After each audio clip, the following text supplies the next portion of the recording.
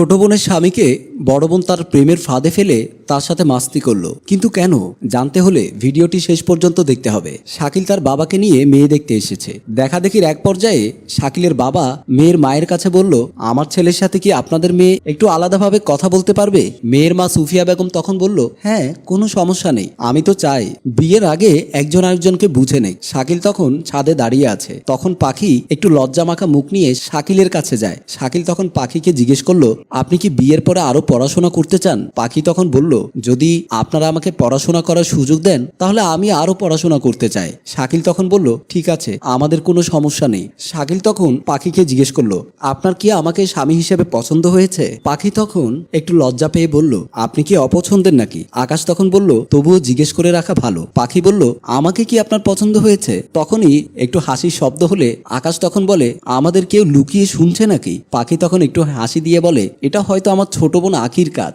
সত্যি তাই, আখি আড়াল থেকে বসে বসে শুনছে তারা কি বলছে। পাখি তখন শাকিলকে বলল, চলেন আমরা এখন নিচে চলে যাই। আখি তখন আড়াল থেকে উঠে বলে, আপু তোরা কথা বল, আমি চলে যাচ্ছি। এই বলে আখি যেই না উঠে দাঁড়ালো, শাকিল তো আখিকে দেখে মুগ্ধ হয়ে গেল।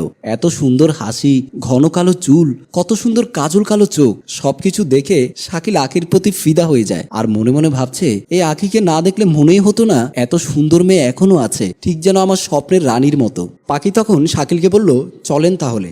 শাকিল তখন নিচে গিয়ে তার বাবা মাকে আলাদা করে ডেকে বলল, বাবা তোমার সাথে আমার একটু কথা আছে। শাকিলের বাবা তখন বলল, কি এমন কথা? শাকিল বলল, বাবা আমার তো মেয়ে পছন্দ হয়েছে, তবে পাখিকে না, তার ছোট বোন আগে আমার পছন্দ হয়েছে। শাকিলের বাবা তখন বলল, কি বলিস তুই? শাকিল তখন বলল, হ্যাঁ বাবা, আমি বিয়ে করলে আখিকেই বিয়ে করব। এদিকে সুফিয়া বেগম তার মেয়েদের কাছে বলছে, ওরা বাপ ছেলে মিলে কি এমন কথা বলছে? ছেলের কি মেয়ে পছন্দ হয়নি? আখি বলে, আরে মা কি বলো, দেখবে ছেলে বলবে আপুকে অনেক পছন্দ হয়েছে। শাকিলের বাবা তখন পাখির মায়ের কাছে এসে বলে, আমার ছেলের আপনার মেয়েকে পছন্দ হয়েছে, তবে আপনার বড় মেয়ে না, আপনার ছোট মেয়ে আখিকে বেশি পছন্দ করেছে। পাখি এই কথাটা শুনে লজ্জায় সেখান থেকে দৌড়ে চলে যায়। সুফিয়া বেগম তখন বলে, এটা কি করে সম্ভব? আমার বড় মেয়ের আগে ছোট মেয়েকে কি করে বিয়ে দেব? শাকিল তখন সুফিয়া বেগমের হাত ধরে বলল, প্লিজ আন্টি রাজি হয়ে যান। সুফিয়া বেগম তখন মনে মনে ভাবলো, এত ভালো ছেলে পরে আর নাও পেতে পারি, তাই তিনি রাজি হয়ে যায়। কিছুদিনের ভেতরে বিয়েও হয়ে যায়, আরো অনেকগুলো দিন পার হয়ে যায়। পাখি তখন তার রুমের আয়নার সামনে বসে নিজেকে দেখছে আর বলছে, আমি আগের থেকে কোন দিক দিয়ে কম? শাকিল আমাকে কেন রিজেক্ট করলো? যা কিছু আমার সাথে হওয়ার কথা ছিল সবকিছু এখন আখির। আখি তো মুখে মুখে শুধু আমাকে ভালোবাসা দেখায়, আসলেও মনে মনে আমার ক্ষতি চাইতো, তা না হলে তো ওই বিয়েটা করতো না। পাখি তখন চোখের পানি মুছে বলে, আখি তোর স্বামীকে যদি আমার পেছনে কুকুরের মতো না ঘুরাতে পারি তাহলে আমার নাম পাখি না, আমি আসছি। আখি তখন বসে বসে মোবাইল দেখছে। তখনই কলিং বেলের শব্দ হয়। আখি তাড়াতাড়ি করে দরজা খুলে দেয়। আখি পাখিকে দেখে বলে, আপু তুমি? পাখি তখন বলল, তোকে অনেক মিস করছিলাম, তার কারণে চলে আসলাম। আখি তখন বলল, ভেতরে আসো, তুমি অনেক ভালো করেছো এসেছো, আমিও তোমাকে খুব মিস করছিলাম। পাখি তখন মনে মনে বলল, তুই যে কেমন মিচকে শয়তান তা আমার ভালো করেই জানা আছে। কিছুক্ষণ পর শাকিল বাড়িতে আসে। শাকিলকে দেখে পাখি বলল, কেমন আছো? শাকিল তখন বলে, জি আপু ভালো আছি। আখি তখন বলল, তোমরা বসে গল্প করো আর আমি গিয়ে তোমাদের জন্য রাতের খাবার রেডি করি। পাখি তখন ইচ্ছে করে তার শাড়িটা বুক থেকে ফেলে দিল, ফেলে দিয়ে বসে আছে যাতে শাকিল দেখার পর তার প্রতি আকৃষ্ট হয়। শাকিল পাখির সাথে কথা বলতে গেলে তার দিকে চোখ আটকে যায়। শাকিল তখন নিচের দিকে তাকিয়ে বলে, আপু আপনি বসেন, আমি আসছি। পাখি তখন শাকিলের হাতটা টেনে ধরে বলে, কোথায় যাচ্ছ? বসো এখানে। শাকিল তখন বলল, কি করছেন আপু? পাখি বলল, একটা মোবাইলে যেমন দুটো সিম কার্ড লাগানো যায় তেমনি একটা ছেলের জীবনে চাইলে দুটো মেয়ের ভালোবাসা পাওয়া যায়। তখনই আখি চলে আসে।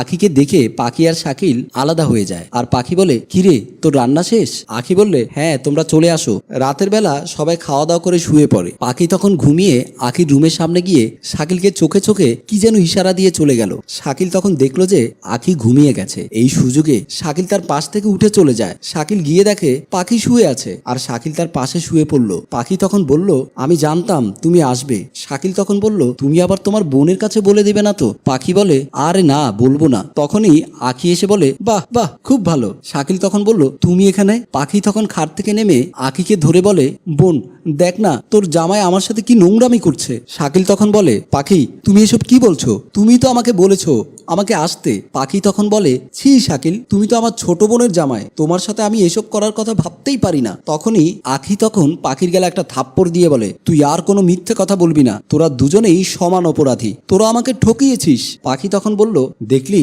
কাউকে ঠকালে কেমন লাগে? তুই একদিন আমার কাছ থেকে শাকিলকে কেড়ে নিয়েছিলি, তাই আমিও নিজের কাছে নিজেকে কথা দিয়েছিলাম তোর সুখের সংসার আমি করতে দেব না। আখি তখন বলল, আপু তুই আমাকে এতটা হিংসে করিস, তার কারণে তুই এতটা নিচে নামলি? তুই এক্ষুনি আমার বাড়ি থেকে বের হয়ে যাবি। আমি আজকে থেকে ভাববো আমার বোন মরে গেছে। সম্মানিত ভিউয়ার্স, হিংসা কখনো সুখ বয়ে আনতে পারে না।